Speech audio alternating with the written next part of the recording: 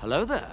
This is where the fun begins. With The Mandalorian Season 3 now wrapped up, I'm really left with one big major disappointment with this past season. And it has to do with, well, Pedro Pascal's face. Now don't get me wrong, I've been very positive with this third season of The Mandalorian. I've loved just about all of it. Check out any of my other Mandalorian videos here on the channel. I do believe that they did drop the ball a little bit with the third season of The Mandalorian into the regards of showing Mando's face.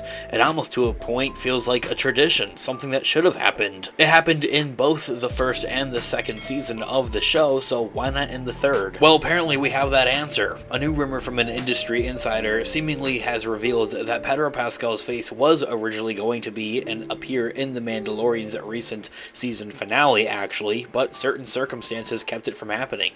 Many fans shared mixed feelings about the most recent season of the hit Star Wars Disney Plus show, and so part of that reaction was due to the spotlight shifting from Din Djarin to, well, Bo-Katan Kryze, and having most of the show focusing on her, which isn't necessarily horrible. She's not a horrible character or anything like that, but the show is The Mandalorian, and it's supposed to be about, well, The Mandalorian.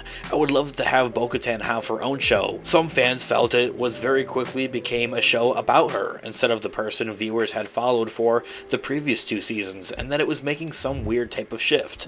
There was also a character choice early on in the season that made audiences scratch their heads. Instead of taking the step towards a helmetless future, Din Djarin stood his ground and worked even harder to get back into the 24/7 helmet club. And that there is really into that aspect of where my big problem really resides, is that they spent this entire narrative of both seasons, season 1 and season 2, as an undergoing narrative at that, because there have been other problems and plot points that they've focused on in these previous two seasons of The Mandalorian. But really for the sake of The Mandalorian's, well, character development, it made sense for him to become more helmetless and want to shift away from the Children of the Watch and this covert and this cult. However, instead in the third season of The Mandalorian, we see him just running right back to them and wanting to rejoin them, having a whole mission set out to go to the mines of Mandalore to redeem himself in the living waters so that he can join them. It works out in the end to a point because Bo-Katan and Din Djarin need somewhere to lay low, and so having them both have been redeemed in those living waters lets them kind of hang around with them for the remainder of the season. However, at the same time, it totally completely overwrites exactly what we've been going through with this character for the previous two seasons, is him going outside of his comfort zone and wanting to remove his helmet a little bit more,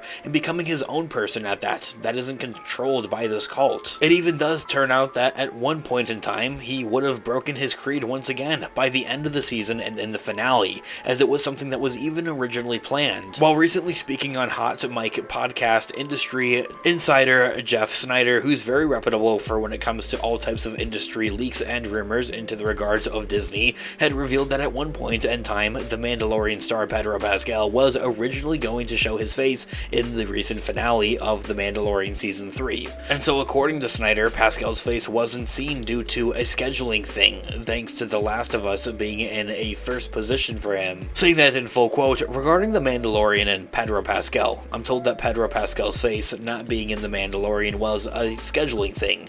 He wasn't seen in The Mandalorian finale. That was simply a matter of scheduling with The Last of Us on HBO, which is in a first position for him. He was on a set of a couple of episodes this past season. Ending that quote right there, also referring to that he was on set for The Last of Us the entire time and never actually even made it to set for The Mandalorian Season 3, although that they did write it in and wanted and hoped that he would be able to make it out to film a little bit of something, or maybe even just visit the set in general would have been nice. For reference, production for The Last of Us on HBO Season 1 began filming in July of 2021 and went to June of last year. Likewise, The Mandalorian's third season started rolling cameras in October of 2021 and didn't finish until late March of last year. And so for the entire time that the Star Wars series was in production, Pascal would have had his hands full in Alberta, Canada, bringing to life his hit PlayStation game series for HBO Max. Of course, this whole scheduling thing really isn't necessarily a surprise to me at all, especially for probably many of you as well. These shows came out around the same time and were also filming around the same time, and Pedro Pascal had the pick and choose. And for those of you that might be a little bit confused, of course it was still Pedro Pascal's voice, but he wasn't ever on set for The Mandalorian Season 3,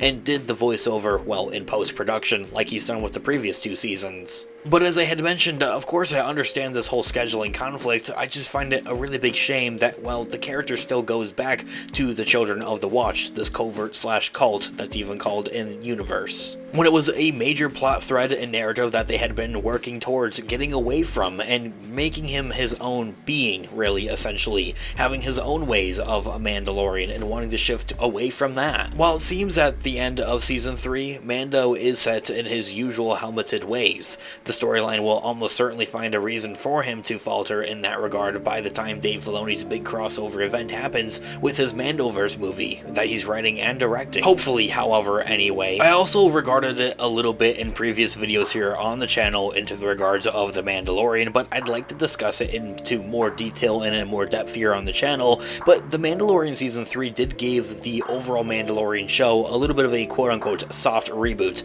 and reset things, gave things back to their good old normal ways of how we first saw these characters in Season 1 of the show. It wraps up a lot of other characters and their stories, with Bo-Katan and all these other Mandalorians on, well, Mandalore now. And in the Season 3 finale, we even see Mando going back off to be a bounty hunter for the New Republic, just like we saw him in the first season of The Mandalorian, except for then, it had been for a guild instead, and not necessarily for the best causes. So going forward in The Mandalorian Season 4, and whatever else we see him in the Mandoverse, such as Dave Filoni's movie or the Ahsoka show, he'll just be off doing his own thing. He won't have to deal with all these other Mandalorians like Bo-Katan. Whatever does happen, the writers will certainly need to exercise some more storytelling maneuvering to achieve it.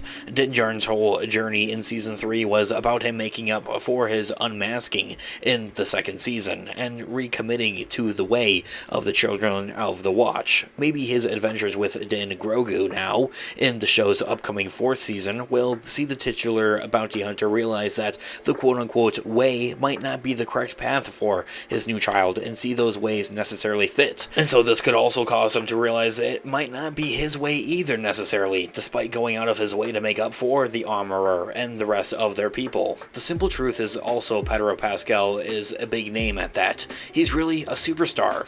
With his name attached to such a large project and the franchise, it's understandable that he wants to actually be seen on screen more often and actually be able to correlate more of a face with that character, more than just a helmet. It's something that has been discussed previously before, from just about everybody. Dave Filoni, Jon Favreau, and even Pedro Pascal himself. Hopefully Jon Favreau and his fellow creative team will be able to find a way to get to this point naturally down the line. And even then, The Last of Us Season 2 might not need Pedro Pascal all that much. ...